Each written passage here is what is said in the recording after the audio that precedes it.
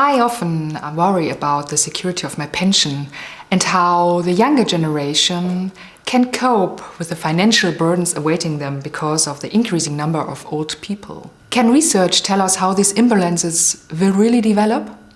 Back in the past, our forefathers, say our grandparents, retired at the age of 66, 68, many of them even later, retired or withdrew from labor.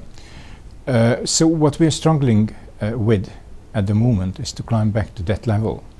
There was a kind of historical opportunity to reduce the working life, and as life expectancies grow, more and more people reach retirement age, wherever it is, and people will longer and longer after retirement. Of course, this retirement age has to grow, but those retirement ages, 67, 68, historically are not that high.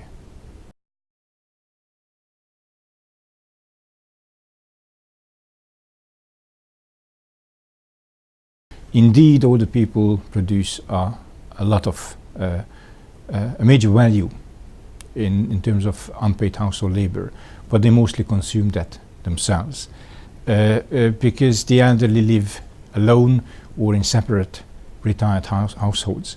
So much of that is not intergenerational. It stays in their generation. We don't have gradual retirement typically in the Western world. So you work full-time on Friday and you have full-time leisure from Monday, and it's difficult to adjust, by the way, over the weekend.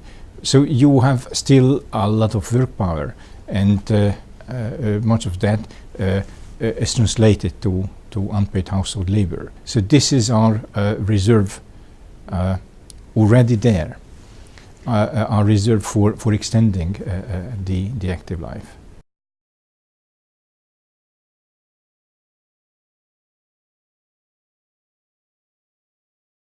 It doesn't take a pension reform.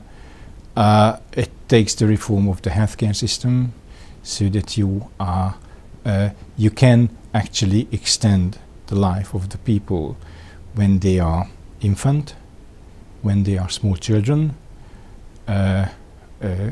even through their active life, and you can postpone the forced retirement by refreshing not just their skills, but actually their basic knowledge.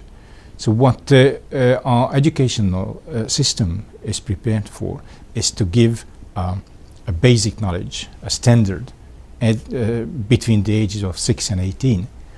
And then you learn something, a profession, and refresh your knowledge. But the problem is that the basic knowledge changes so fast that one labor market career is just too long for that, which means you have to put, in the future, you will have to put people back to school and teach them some basic stuff: computer, internet, social media, foreign languages. Now we have a generation that learned English. What if in 30 years there will be some other language as a lingua franca?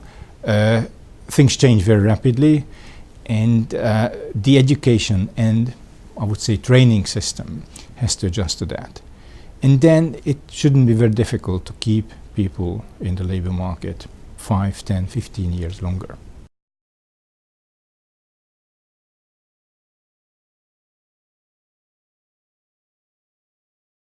It seems that we pay a lot more per capita on the elderly.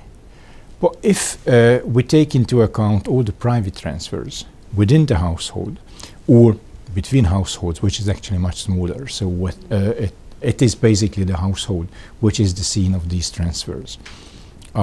From parents to children, we find that society spends a lot more effort, which you can translate into financial terms on children than on the elderly.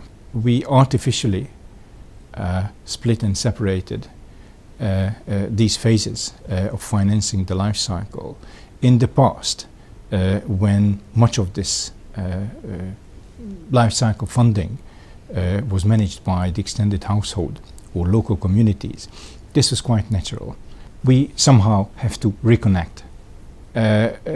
We can raise pensions, but for that we have to invest more in education so that we have people who would pay for that. These kind of things.